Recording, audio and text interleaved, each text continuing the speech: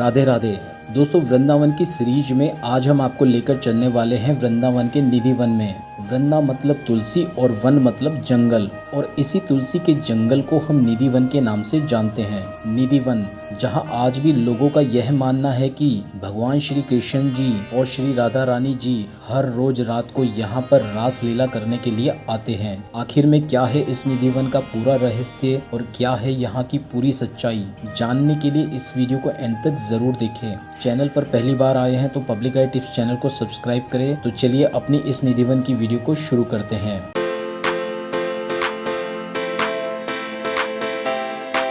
Hello friends, मेरा नाम है हेमंत और पब्लिक गाइड टिप्स चैनल में आपका स्वागत है। निधि वन, जहां आज भी लोग यह मानते हैं कि भगवान श्री कृष्ण और श्री राधा रानी जी हर रोज रात को यहाँ पर रास लीला रचाने के लिए आते हैं, और जो भी मनुष्य अगर गलती से भी इस रास लीला को देख लेता है तो वह या तो जिंदा नहीं बचता या फिर अंधा गूंगा बहरा हो जाता है। और इसी वजह से निधि वन की शाम की 7 बजे की आरती के बाद इस वन में कोई भी नहीं रहता, न ही इंसान और न ही जानवर। दोस्तों, इस वीडियो में आज हम आपको निधि वन के 16 ऐसे रहस्यों के बारे में बताने वाले हैं जो कि पूरी दुनिया में बहुत ही ज़्यादा प्रसिद्ध है। नंबर 1, आज से पौने 6000 साल पहले निधि वन एक तुलसी के पेड़ों का वन है।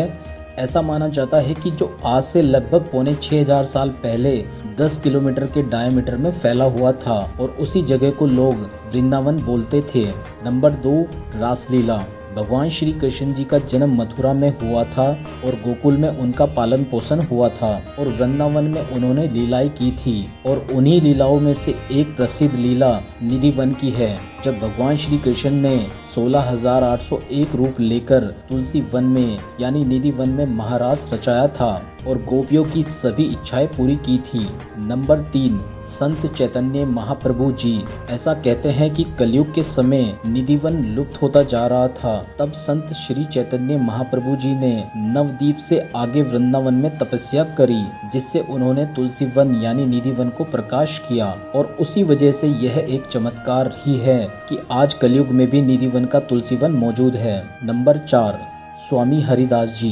तानसेन जी के गुरुजी थे स्वामी हरिदास जी, जिन्होंने वृंदावन में आके 12.5 साल तक भगवान श्री कृष्ण जी की कठोर तपस्या करी, और अपनी तपस्या के बाद उन्हें भगवान श्री कृष्ण जी के दर्शन प्राप्त हुए, और उसी वजह से निधि वन में 2 मूर्तियां प्रकट हुई थी, जिसकी वजह से वृंदावन का नाम रखा गया था। जिसमें पहली मूर्ति थी वृंदावन बिहारी जी की और दूसरी मूर्ति थी बाके बिहारी जी की। नंबर 5, तुलसी के पेड़।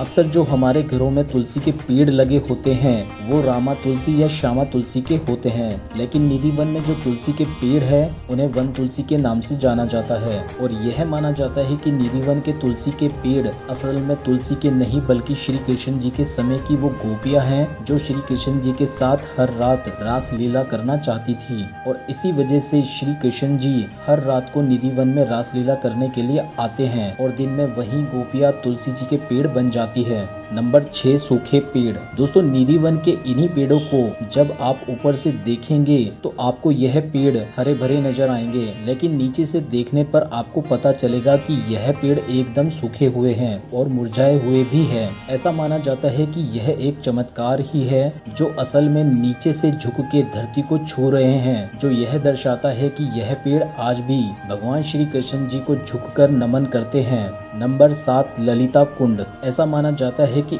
एक बार आधी रात को महारास करते समय राधा जी की सखी ललिता विशाखा को प्यास लगी और वह यमुना नदी में पानी पीने के लिए चल दी। तब राधा जी ने उन्हें रोककर कहा कि आधी रात को किसी नदी को जगाया नहीं जाता, और इसी वजह से भगवान श्री कृष्ण जी ने जमीन से पानी निकाला और राधा जी की सहेलियों की प्यास बुझाई, और उसी जगह को आज हम निधि वन में तुलसी कुंड के नाम से जानते हैं। नंबर 8, 2 मूर्ति। स्वामी हरिदास जी की तपस्या से जो 2 मूर्तियां निधि वन में प्रकट हुई थी उनका नाम था वृंदावन बिहारी और कुंज बिहारी।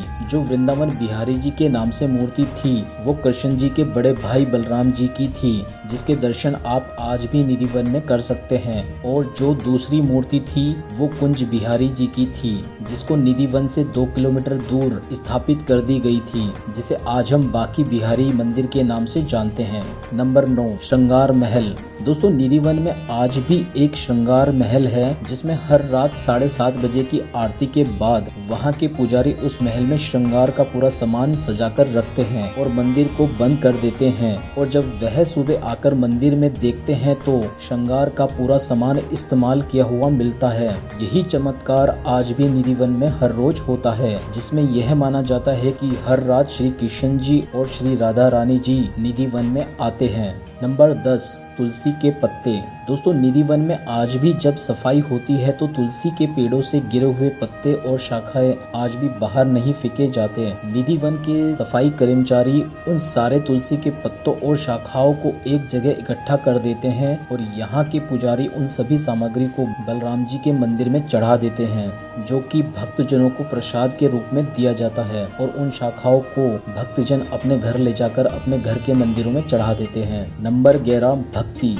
दोस्तों जब भी आप निधि वन में घूमने के लिए जाएंगे तो आप वहां पर देखेंगे कि तुलसी के पेड़ों पर ना ही कोई चिड़ियाओं का घोंसला है और ना ही पेड़ों के नीचे कोई घास है। यहाँ के पुजारी ऐसा कहते हैं कि निधि वन कोई मंदिर नहीं बल्कि यह तो भक्ति करने का एक स्थान है, जहाँ पर श्री हरिदास जी ने अपनी तपस्या की थी। और जब भी आप निधि वन घूमेंगे तो आप निधि वन में भक्ति का पूरा आनंद ले सकते हैं।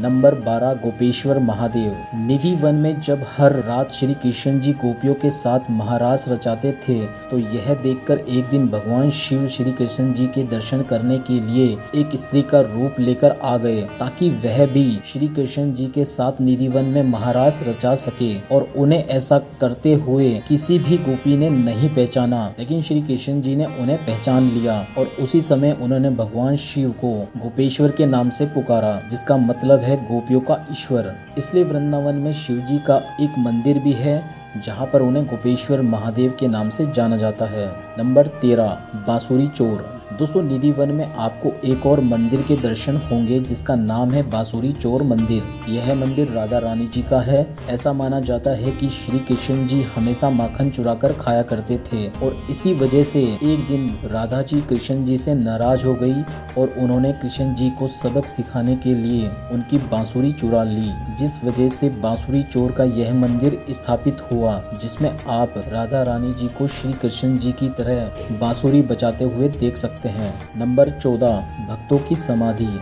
दोस्तों निधि वन की यह बहुत बड़ी मान्यता है कि यहाँ पर हर रात श्री कृष्ण जी गोपियों के साथ रास लीला करने के लिए आते हैं, जिस वजह से कुछ भक्त उनके दर्शन और उनकी रास लीला को देखने के लिए निधि वन में रात को घुस आते हैं। लेकिन ऐसा माना जाता है कि जो भी भक्त रात के समय निधि वन के अंदर गया, सुबह को उसका वहाँ पर मृत शरीर ही पाया गया, या वो पूरी तरह से अंधा, गूंगा, बहरा और पागल ही हो गया। जिन भक्तों का निधि वन के अंदर ही मृत शरीर पाया गया, उनकी समाधि आज भी निधि वन में बनी हुई है।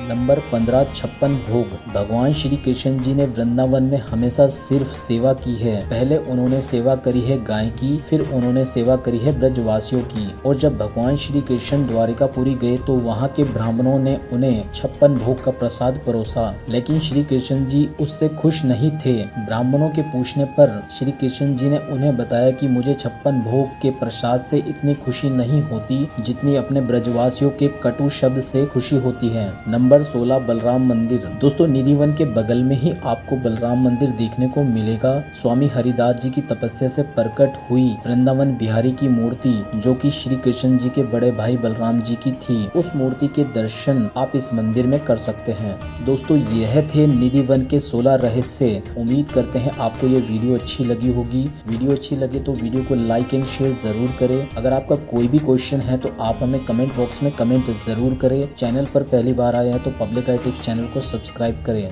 धार्मिक और पर्यटन स्थल की और अधिक जानकारी के लिए आप हमारी वेबसाइट www.publicitips.com पर जाकर विजिट भी कर सकते हैं। मिलते हैं आपसे वृंदावन की एक और नई वीडियो के साथ। तब तक के लिए जय श्री कृष्णा, राधे राधे।